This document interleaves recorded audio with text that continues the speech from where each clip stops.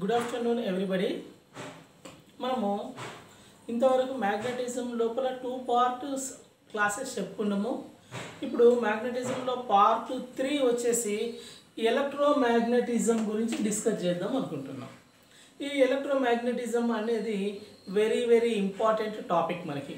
ఎందువల్ల అంటే ఇక్కడ ఎలక్ట్రోమ్యాగ్నెటిజంలో వచ్చేటువంటి మనకి లాస్ అండ్ రూల్స్ ఏవైతే ఉన్నాయో వాటినన్నింటినీ మనము మిషన్స్ లోపల వాడడం జరుగుతుంది. సో ఈ ఎలక్ట్రోమ్యాగ్నెటిజం నుండి మనము థరోగా ప్రిపేర్ అయ్యి కరెక్ట్గా కనుక బేసిక్ నాలెడ్జ్ ఉంచుకోగలిగితే మిషన్స్ని మనము ఈజీగా చదువుకోవచ్చు, ఈజీగా అండర్స్టాండ్ చేసుకోవచ్చు. కాబట్టి ఎలక్ట్రోమ్యాగ్నెటిజం అనేది మనకు వెరీ ఇంపార్టెంట్ టాపిక్గా చెప్పుకోవడం జరుగుతుంది. తర్వాత నేను పెట్టేటువంటి లెసన్స్ అన్నీ మీకు ఇమీడియట్గా అప్డేట్ రావాలంటే ఈ ఛానల్ని ఇంతవరకు ఎవరైనా సబ్స్క్రైబ్ చేసుకున్నట్లయితే వెంటనే సబ్స్క్రైబ్ చేసుకోండి. వీడియోను పూర్తిగా చూడండి, మొదటి నుండి చివరి వరకు.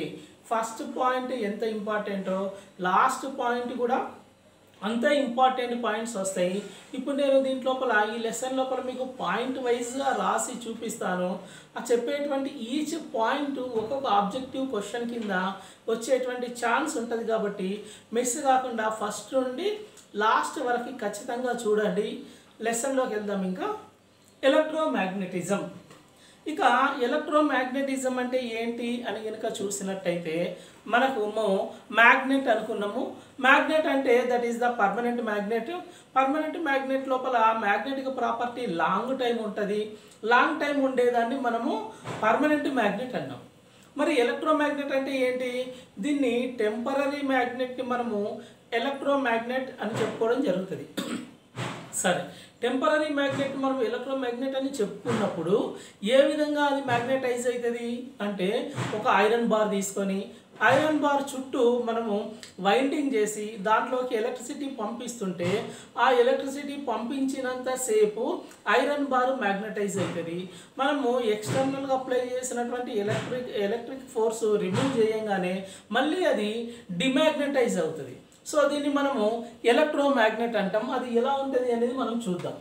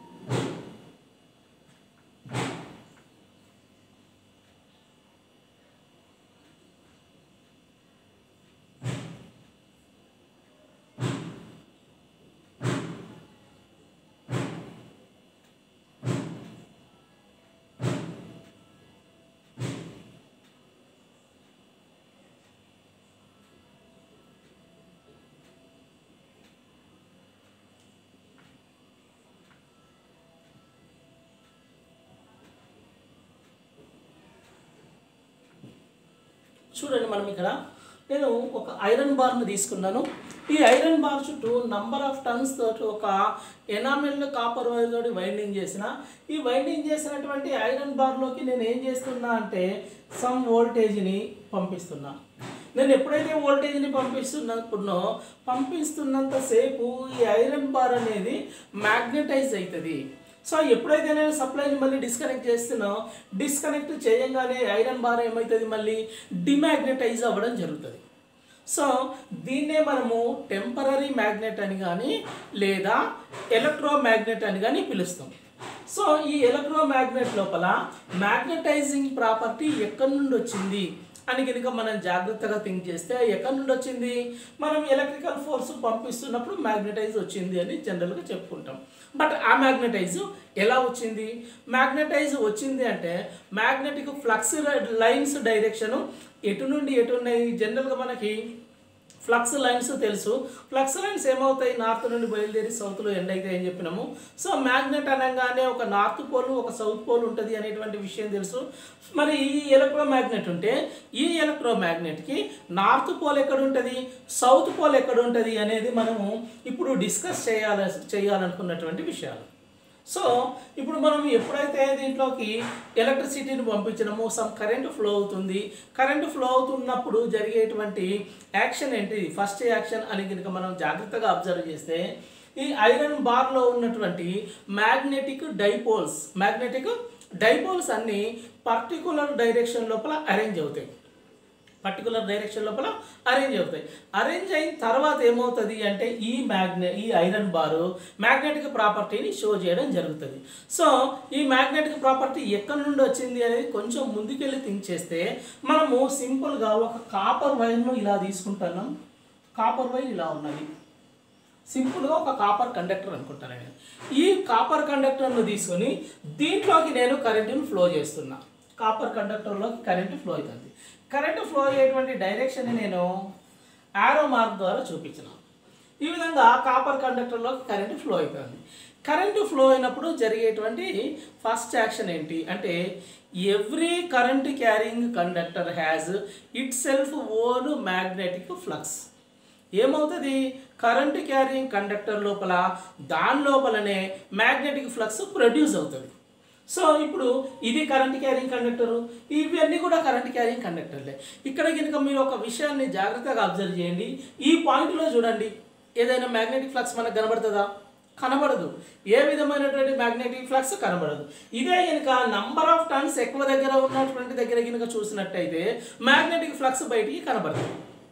కానీ ఇనిషియల్గా మనం అబ్జర్వ్ చేసినట్టయితే ఏ కరెంట్ క్యారింగ్ కండక్టర్ ఉన్నా సరే ఆ కరెంట్ క్యారింగ్ కండక్టర్లో ఖచ్చితంగా మ్యాగ్నెటిక్ ఫ్లక్స్ ఉండి తీరుతుంది. సో ఈ కండక్టర్లో ఇక్కడ కూడా మ్యాగ్నెటిక్ ఫ్లక్స్ ఉంది, కానీ ఈ మ్యాగ్నెటిక్ ఫ్లక్స్ ఏమవుతుంది మనకి బయటికి కనబడదు. ఎందువల్ల కనబడదు అని కనుక థింక్ చేసినట్టయితే ఇక్కడ ఉన్నటువంటి కండక్టర్లో ఉన్నటువంటి మ్యాగ్నెటిక్ ఫ్లక్స్ యొక్క స్ట్రెంగ్త్ చాలా తక్కువ, మ్యాగ్నెటిక్ ఫ్లక్స్ చాలా వీక్గా ఉంటుంది. కాబట్టి మ్యాగ్నెటిక్ ఫ్లక్స్ దాని యొక్క ప్రాపర్టీ బయటికి షో చేయలేదు. ఇక్కడ దగ్గరగా నంబర్ ఆఫ్ టన్స్ ఒక 200 to 300 టన్స్ ఇక్కడ ఉన్నాయి కాబట్టి స్ట్రెంగ్త్ ఇంక్రీజ్ అయ్యి ఇక్కడ మ్యాగ్నెటిక్ ఫ్లక్స్ యొక్క ప్రాపర్టీ బయటికి షో చేస్తుంది. సో ఇక్కడ ఒక సింగిల్ కండక్టర్ను తీసుకున్నాం మనం. ఈ సింగిల్ కండక్టర్ లోపల మ్యాగ్నెటిక్ ఫ్లక్స్ ప్రాపర్టీ ఎలా ఉంటుంది, ఏ విధంగా ఉంటుంది అనేది మనం చూద్దాం. మెయిన్గా ఫస్ట్ ఇక్కడ కండక్టర్ ఉంటే దీని లోపల మ్యాగ్నెటిక్ ఫ్లక్స్ ఉంటుందా ఉండదా అనేది మన ఫస్ట్ డిస్కషన్ అండి. మ్యాగ్నెటిక్ ఫ్లక్స్ ఉంటుంది, ఉంటే దాని ఫ్లక్స్ లైన్స్ ఎలా ఉంటాయి, కండక్టర్ పొడవు ఇలా ఉంటాయా, కండక్టర్ చుట్టూ ఇలా తిరుగుతూ ఉంటాయా అనేది ఇంకొక డిస్కషన్. చూస్తే ఎప్పుడైతే ఒక కరెంట్ క్యారింగ్ కండక్టర్ ఉందో ఈ కరెంట్ క్యారింగ్ కండక్టర్ లోపల మ్యాగ్నెటిక్ ఫ్లక్స్ ఉంటుంది.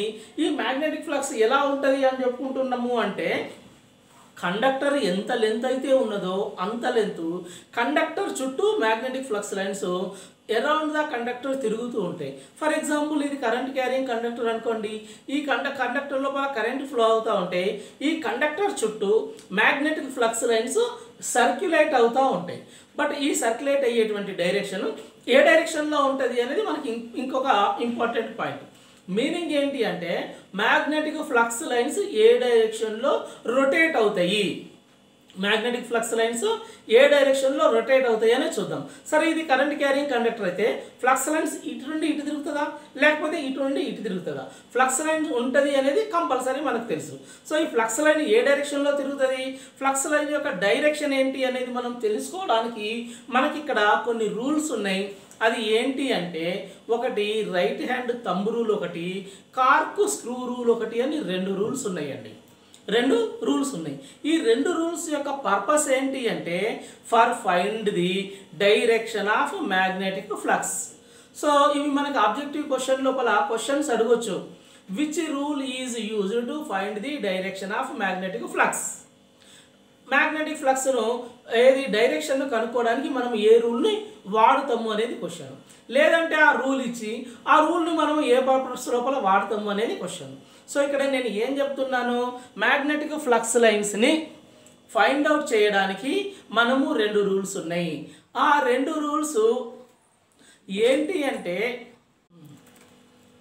రైట్ మ్యాగ్నెటిక్ ఫ్లక్స్ డైరెక్షన్ని along the conductor find out చేయడానికి మనకి 2 రూల్స్ ఉన్నాయని చెప్పుకున్నాం. ఒకటి రైట్ హ్యాండ్ గ్రిప్ రూల్, రెండవది cork screw rule. First rule ఏం రూల్ అంటున్నా నేను? Right hand grip rule.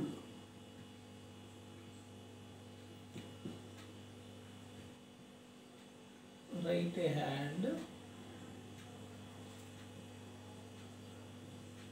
Grip rule.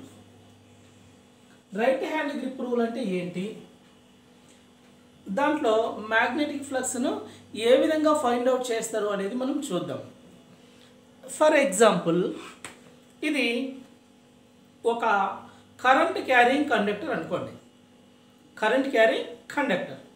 ఈ కరెంట్ క్యారింగ్ కండక్టర్లో కరెంటు ఏ డైరెక్షన్లో ఫ్లో అవుతుంది అనేది మనకు తెలుసు. ఎందుకు అంటే కరెంట్ లోపల మనము సప్లై ఇస్తాము, ఇన్పుట్ ఇచ్చి అవుట్పుట్ తీసుకుంటాము. ఇన్పుట్ ఎక్కడ ఇస్తున్నామో అవుట్పుట్ ఎక్కడ తీసుకుంటున్నాము అనేది మనకు తెలుసు. ఎగ్జాంపుల్గా చూడండి, నేను ఏమంటున్నా, నా రైట్ సైడ్ నుండి కరెంటు ఇన్ అయ్యి అలా లెఫ్ట్ సైడ్కి వెళ్ళిపోతుంది. అంటే కరెంట్ ఏ డైరెక్షన్లో వెళ్తుంది? ఈ డైరెక్షన్లో వెళ్తుంది. కరెంట్ ఈ డైరెక్షన్లో వెళ్ళేటప్పుడు మ్యాగ్నెటిక్ ఫ్లక్స్ డైరెక్షన్ను మనము ఏ విధంగా ఫైండ్ అవుట్ చేయాలా అనేది మనకు ఈ రైట్ హ్యాండ్ గ్రిప్ రూల్ తెలియజేస్తుంది. రైట్ హ్యాండ్ గ్రిప్ రూల్ ఏ విధంగా వాడాలి అంటే, కరెంట్ క్యారింగ్ కండక్టర్ ఏదైతే ఉన్నదో ఈ కండక్టర్ని మన రైట్ హ్యాండ్లో పట్టుకోవాలి. మన రైట్ హ్యాండ్ తోటి హోల్డ్ చేయాలి. ఏ విధంగా హోల్డ్ చేస్తాము? కరెంటు డైరెక్షన్కు ఈక్వల్గా మన థంబ్ ఉండాలి.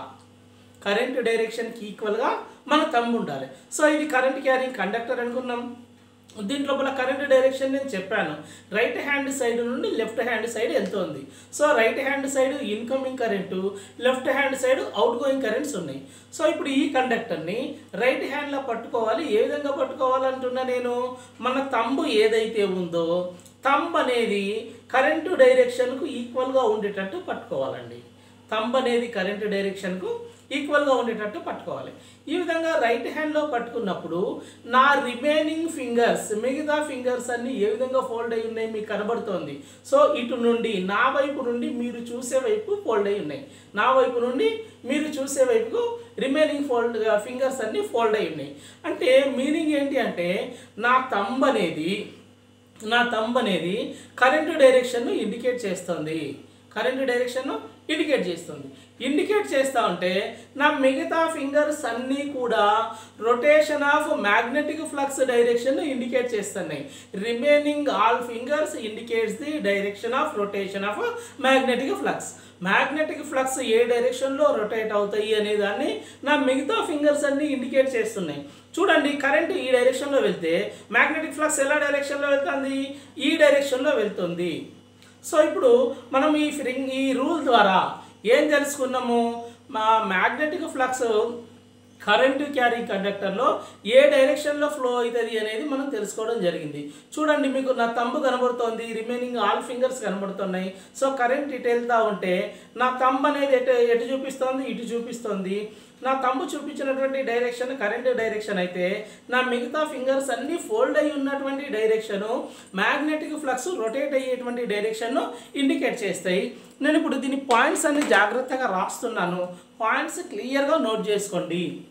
Right hand grip rule. First one, use of rule. This rule is used to find the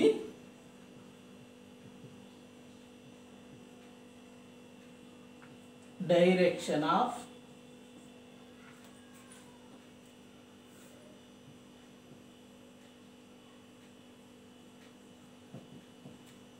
rotation of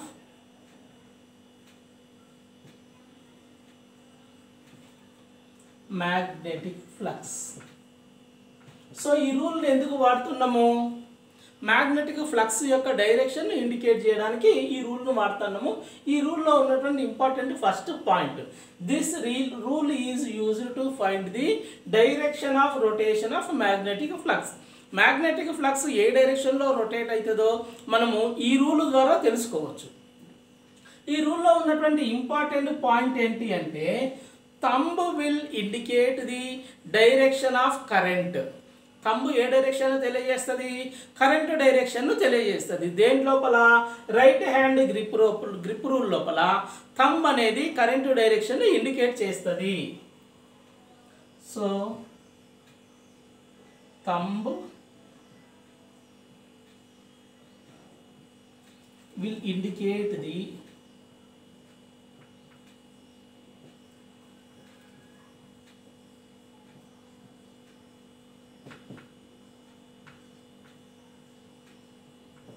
direction of current.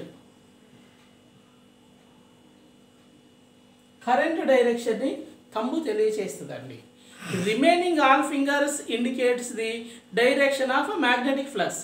So మనం రైట్ హ్యాండ్లో పట్టుకున్నప్పుడు మన మిగతా ఫింగర్లు మొత్తము ఏ డైరెక్షన్ లోపల ఫోల్డ్ అయ్యి ఉన్నాయో ఆ డైరెక్షన్ లోపల ఫ్లక్స్ రొటేట్ అవుతూ ఉంటుంది. So remaining all fingers indicates the direction of rotation of magnetic flux.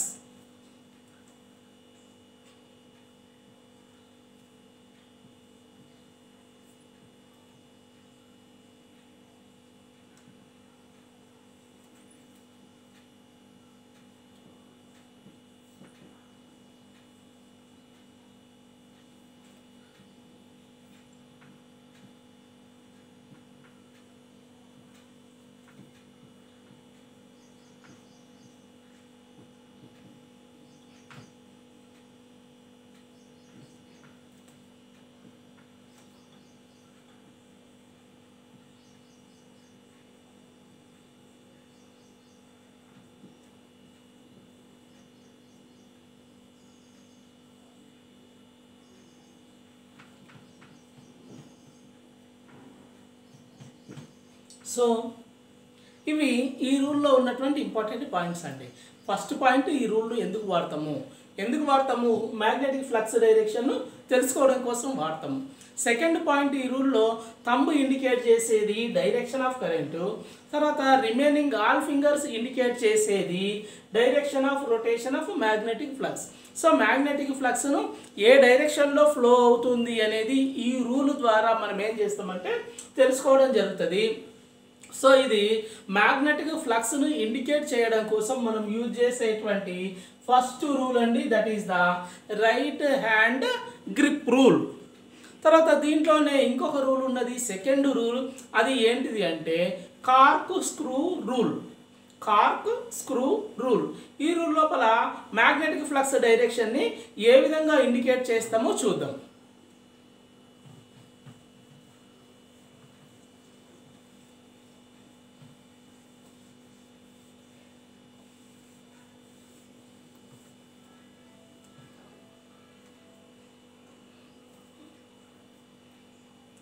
Second one,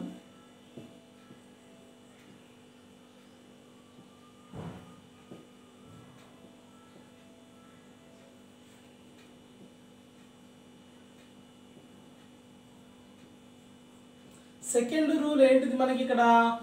cork screw rule. Cork అంటే ఏంటో మనకు తెలుసు. ఏంటి? చిన్న చెక్క ముక్క.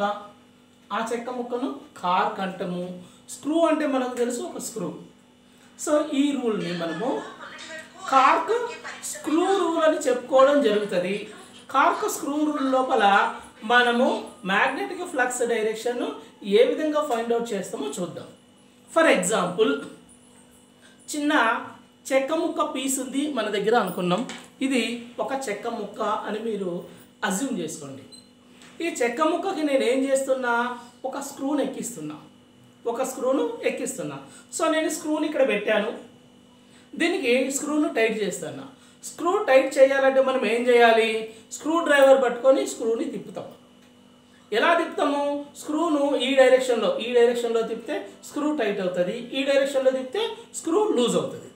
సో ఈ చెక్క ముక్కకి మనం స్క్రూను ఇలా ఎక్కిస్తున్నప్పుడు ఏం అబ్జర్వ్ చేయాలి అంటే ఆ స్క్రూ యొక్క పాయింట్, స్క్రూ యొక్క మొన ఏదైతే ఉందో ముందుకు వెళ్తూ ఉంటుంది.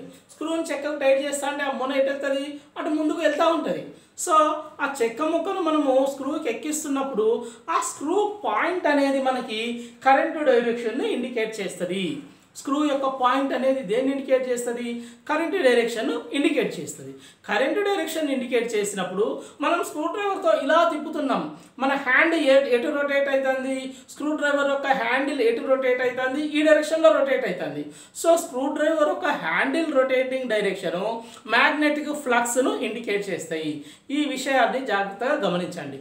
ఏంటంటే దీంట్లో నేను చెప్పింది, ఒక స్క్రూని చెక్క ముక్కకు ఎక్కిస్తున్నాము అని మనము అజ్యూమ్ చేస్తే, ఊహించుకుంటే, ఆ స్క్రూ యొక్క పాయింట్ ముందుకు వెళ్ళేటువంటి డైరెక్షను కరెంట్ డైరెక్షన్ ఇండికేట్ చేస్తే, మనం తిప్పేటువంటి స్క్రూ డ్రైవర్ హ్యాండిల్ ఏ డైరెక్షన్లో రొటేట్ అవుతుందో ఆ హ్యాండిల్ రొటేట్ అయ్యేటువంటి డైరెక్షను రొటేషన్ ఆఫ్ మ్యాగ్నెటిక్ ఫ్లక్స్ను ఇండికేట్ చేయడం జరుగుతుంది. సో కార్క్ స్క్రూ రూల్ అనుకున్నాం. కార్క్ స్క్రూ రూల్ను ఏ పర్పస్ లోపల వాడుతున్నాము? ఎందుకు వాడుతున్నామండి? మ్యాగ్నెటిక్ ఫ్లక్స్ డైరెక్షన్ని ఇండికేట్ చేయడానికి వాడుతున్నాం. ఎందుకు వాడుతున్నాము? Use of this rule.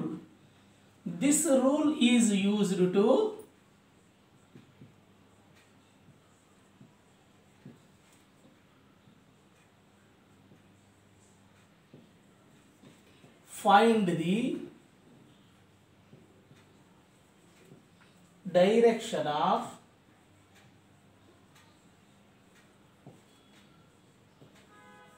find the direction of magnetic flux.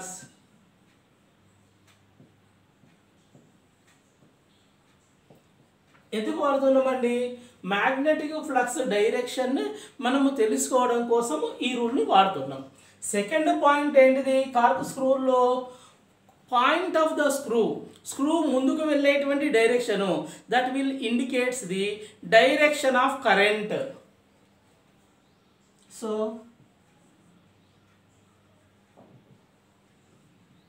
Point of a screw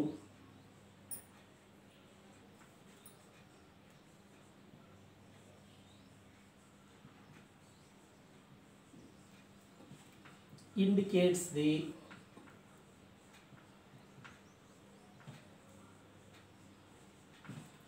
direction of current. Point of screw, ఆ స్క్రూ యొక్క ముందుకు వెళ్ళేటువంటి స్క్రూ మొన కరెంట్ డైరెక్షన్ను ఇండికేట్ చేస్తుంది. Next rotating handle of a screw driver.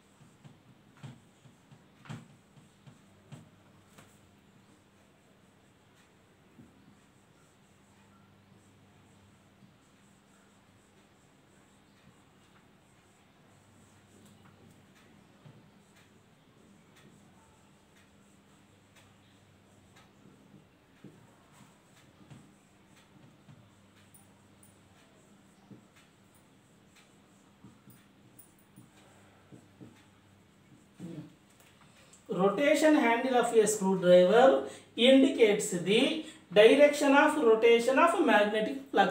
So ఈ రూల్లో ఇంపార్టెంట్గా మనం 3 పాయింట్లను డిస్కస్ చేసాం. ఒకటి, రూల్ ఎందుకు వాడతామండి? మ్యాగ్నెటిక్ ఫ్లక్స్ డైరెక్షన్ని తెలుసుకోవడానికి వాడతాము. రెండవది, ఈ రూల్ లోపల స్క్రూ యొక్క పాయింట్ ఏ డైరెక్షన్ ఇండికేట్ చేస్తుంది? కరెంట్ డైరెక్షన్ ఇండికేట్ చేస్తుంది. మూడవది ఇంపార్టెంట్ పాయింట్ ఏంటి అంటే, ఈ రూల్ లోపల మనం స్క్రూ డ్రైవర్ తిప్పేటువంటి డైరెక్షన్ ఏదైతే ఉన్నదో ఆ డైరెక్షన్ లోపల మ్యాగ్నెటిక్ ఫ్లక్స్ రొటేట్ అవుతూ ఉంటుంది. ఈ 3 ఇంపార్టెంట్ పాయింట్స్ దీంట్లోనూ, 3 important points right hand grip రూల్లోనూ ఇండికేట్ చేసుకుంటే మనకి ఆబ్జెక్టివ్ క్వశ్చన్ లోపల, మల్టిపుల్ చాయిస్ క్వశ్చన్స్ లోపల ఈ పాయింట్స్ అడిగేటువంటి ఛాన్స్ ఉన్నది. సో ఈ పాయింట్స్ అన్ని మనం మైండ్లో పెట్టుకుంటే ఈజీగా మల్టిపుల్ చాయిస్ క్వశ్చన్స్ని సాల్వ్ చేయొచ్చు. నెక్స్ట్ దీంట్లోపల ఇంకొక 2 రూల్స్ చెప్పుకుంటాం. ఏంటి ఆ 2 రూల్స్? ఎలక్ట్రోమాగ్నెట్ ఏదైతే ఉన్నదో, ఎలక్ట్రోమాగ్నెట్ మనం ఎప్పుడైతే ఎలక్ట్రోమాగ్నెట్ అనుకున్నామో నార్త్ అండ్ సౌత్ పోల్స్ అని మనము తెలుసుకోవడం very very important thing. So north and south poles అనేది లేకపోతే అది అసలు మ్యాగ్నెట్ కాదు. సో ఎలక్ట్రోమాగ్నెట్ లోపల నార్త్ పోల్ ఎటు ఉంటుంది, సౌత్ పోల్ ఎటు ఉంటుంది అనేది మనం కనుక్కోవాలి. So north pole south pole ఎటు ఉంటుంది అనేది కనుక్కోవడానికి మనకి ఇక్కడ 2 రూల్స్ చెప్పబడ్డాయి. ఆ 2 రూల్స్ ఏంటి అంటే ఒకటోది వచ్చేసి ఎండ్ రూల్, రెండవది హెలిక్స్ రూల్ రెండవది వచ్చేసి హెలిక్స్ రూల్ లేదా ఇంకేమంటామంటే రైట్ హ్యాండ్ గ్రిప్ రూల్ అని చెప్పుకుంటాం. ఇక్కడ మనము right hand thumb rule, right hand grip rule అని చెప్పుకోవడం జరుగుతుంది. ఇంతకుముందు మనం చెప్పుకున్నటువంటిది ఏంటిది, right hand thumb rule.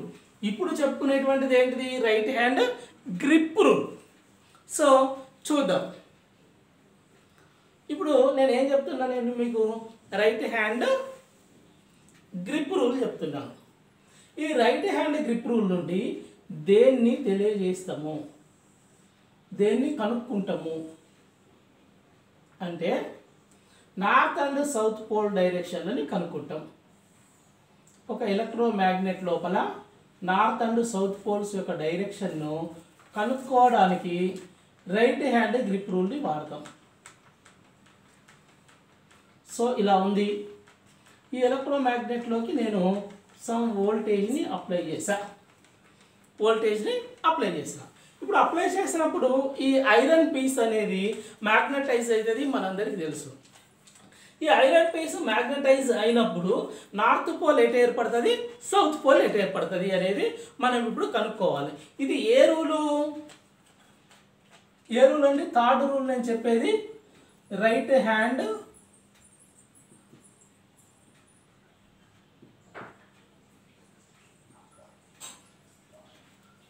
Grip rule.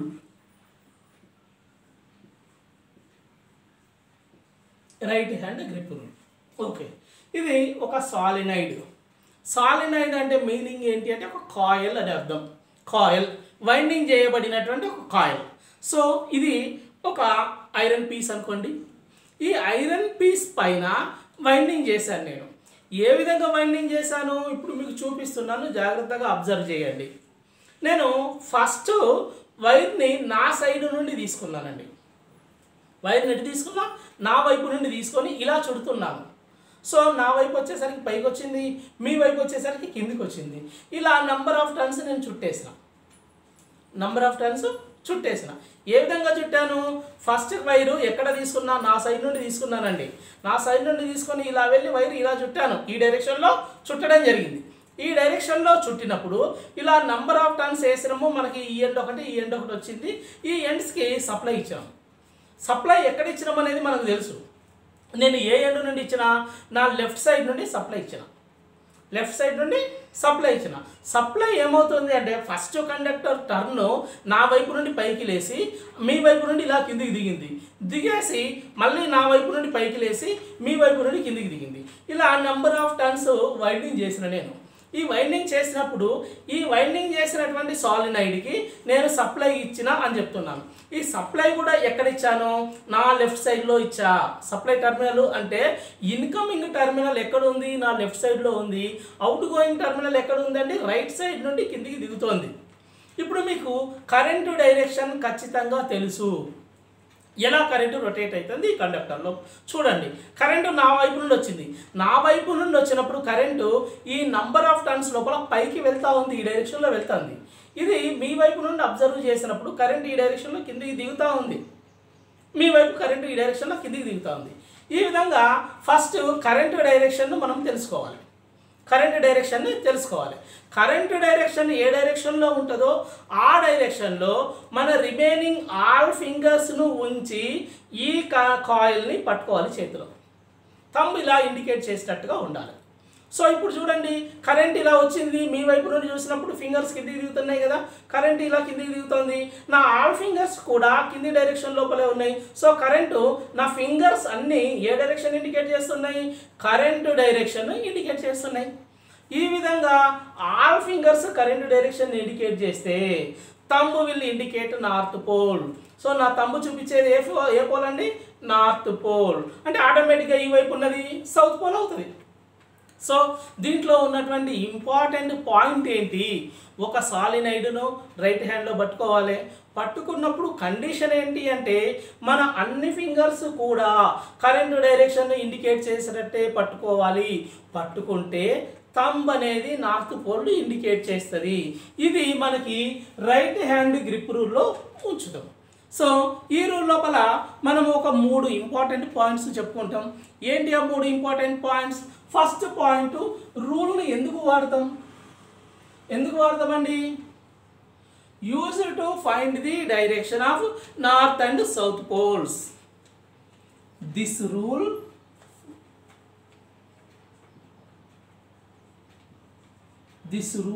is used to find the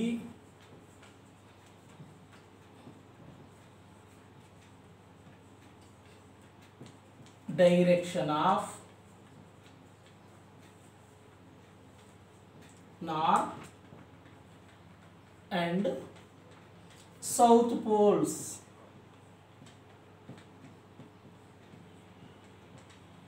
ఎందుకు వాడినాము? నార్త్ పోల్ని సౌత్ పోల్ని డైరెక్షన్ తెలుసుకోవడానికి మనము రైట్ హ్యాండ్ గ్రిప్ రూల్ని వాడుతున్నాము. ఓకే, ఈ రూల్లో ఇంకా సెకండ్ కండిషన్ ఏంటిది? మన ఫింగర్స్ 4 ఫింగర్స్, ఈ 4 ఫింగర్స్ ఏ డైరెక్షన్ ఇండికేట్ చేస్తాయి? కరెంట్ డైరెక్షన్ ఇండికేట్ చేస్తాయి. సెకండ్ పాయింట్ ఏంటిదండి? రిమైనింగ్ ఫింగర్స్ అంటున్నాం. remaining fingers indicates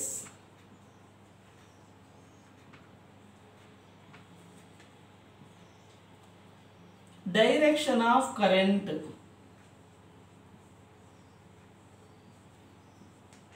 Direction of current. Thumb indicates north pole, then thumb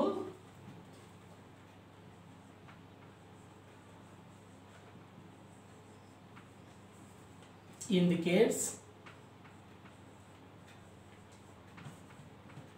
north pole. ఇదండి నార్త్ అండ్ సౌత్ పోల్ యొక్క డైరెక్షన్ని మనము తెలుసుకోవడానికి రైట్ హ్యాండ్ గ్రిప్ రూల్ను వాడడం జరుగుతుంది. రైట్ హ్యాండ్ గ్రిప్ రూల్ లోపల మనం ఇంతకుముందు రైట్ హ్యాండ్ తంబు రూల్లో ఏం చేసాము? ఒక సింగిల్ కండక్టర్ను చేతితో పట్టుకున్నాము, రైట్ హ్యాండ్లో పట్టుకున్నాము. బట్ రైట్ హ్యాండ్ గ్రిప్ లోపల సింగిల్ కండక్టర్ని కాకుండా ఒక సాలినైడ్ రైట్ హ్యాండ్లో పట్టుకుంటాము. సాలినైడ్ని రైట్ హ్యాండ్లో పట్టుకున్నప్పుడు థంబ్ నార్త్ పోల్ని ఇండికేట్ చేస్తుంది. Remaining all fingers current direction indicate చేయడం జరుగుతుంది. తర్వాత ఇదే విధంగా నార్త్ అండ్ సౌత్ పోల్స్ని తెలుసుకోవడానికి మనకు ఇంకొక రూల్ ఉన్నది. దట్ ఈస్ అది ఏ రూల్ అండి? End rule.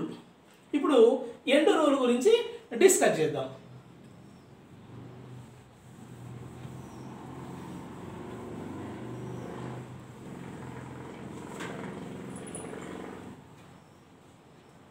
ఏంది?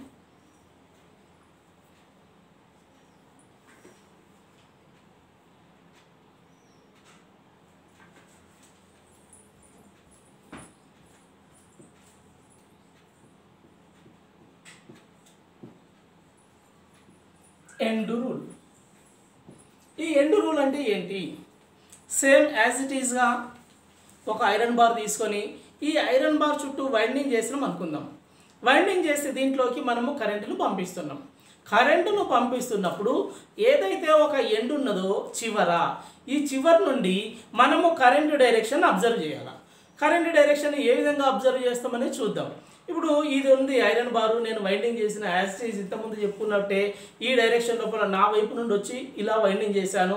కరెంట్ ఏ వైపు నుండి పంపించినా నా వైపు నుండే పంపించిన ఈ ఎండ్ నుండి మీరు ఇక్కడ నుండి చూస్తూ దీన్ని అబ్జర్వ్ చేసిండు. కరెంటు మీకు ఏ విధంగా కనబడుతుంది? ఇలా రొటేట్ అయితే కనబడుతుంది.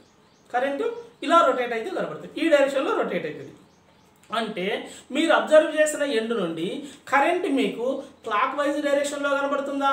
యాంటీ క్లాక్ వైజ్ డైరెక్షన్లో కనబడుతుందా? కరెంట్ ఎలా కనబడుతుంది, ఎలా ఫ్లో అవుతుందన్న నా వైపు నుండి ఇలా ఫ్లో అవుతుంది. సో మీరు ఈ డైరెక్షన్లో అబ్జర్వ్ చేస్తున్నారు. ఈ డైరెక్షన్లో అబ్జర్వ్ చేస్తే ఈ ఎండ్ నుండి మీరు చూసినప్పుడు ఇది మీకు యాంటీ క్లాక్ వైజ్ డైరెక్షన్లో కనబడుతుంది. అదే ఈ ఎండ్ నుండి చూస్తే కరెంట్ ఇలా కనబడుతుంది. సో ఇటు నుండి ఏమవుతుంది, క్లాక్ వైజ్ డైరెక్షన్లో కనబడుతుంది. అయితే ఏ ఎండ్ నుండి చూసినప్పుడు మనకి కరెంటు డైరెక్షన్ యాంటీ క్లాక్లో ఉంటుందో యాంటీ క్లాక్లో ఉన్నది నార్త్ పోలు, క్లాక్ వైజ్ డైరెక్షన్లో ఉన్నది సౌత్ పోల్ అని చెప్పుకుంటాం. సో ఏం చెప్తున్నామని, అబ్జర్వింగ్ డైరెక్షన్ ఆఫ్ కరెంటు, ఒక ఎండ్ నుండి కరెంటు డైరెక్షన్ను అబ్జర్వ్ చేస్తున్నాం. సో ఈ కరెంటు డైరెక్షన్ అనేది యాంటీ క్లాక్లో ఉంటే యాంటీ క్లాక్లో ఉన్నటువంటి పోల్ నార్త్ పోల్ అంటున్నాము, క్లాక్ వైజ్ డైరెక్షన్లో ఉన్నటువంటి పోల్ని సౌత్ పోల్ అంటాను. దీన్నే ఎండ్ రూల్ అంటాము లేదా హెలిక్స్ రూల్ అని కూడా చెప్పుకోవడం జరుగుతుంది. So end rule or helix rule అని చెప్పుకుంటాం. ఏంటి ఈ రూల్ యొక్క పర్పస్ ఏంటి, ఏ పర్పస్ లోపల వాడుతున్నాము చెప్పండి. This rule is used to find the direction of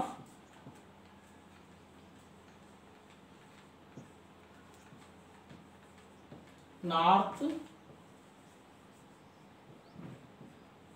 and south poles.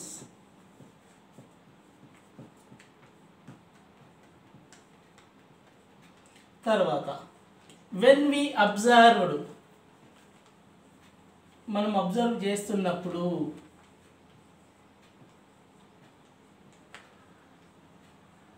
when we observed current direction is anti-clock,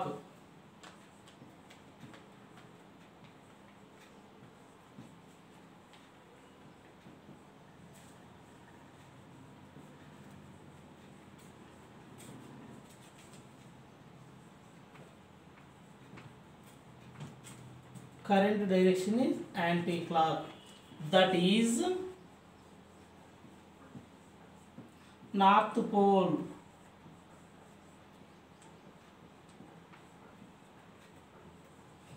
second point ఆటోమేటిక్గా తెలుసు, other pole is south pole. లేదా దాన్ని రాస్తాము when we observed current direction is south pole, sorry, current direction is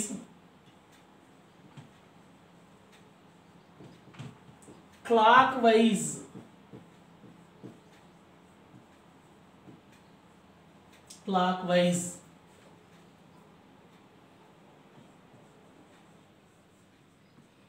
that is south pole. చూడండి, north pole ఎప్పుడు current direction is anti clock అన్నాం, anticlockwise. Current direction anti clock wise అయితే that is the north pole.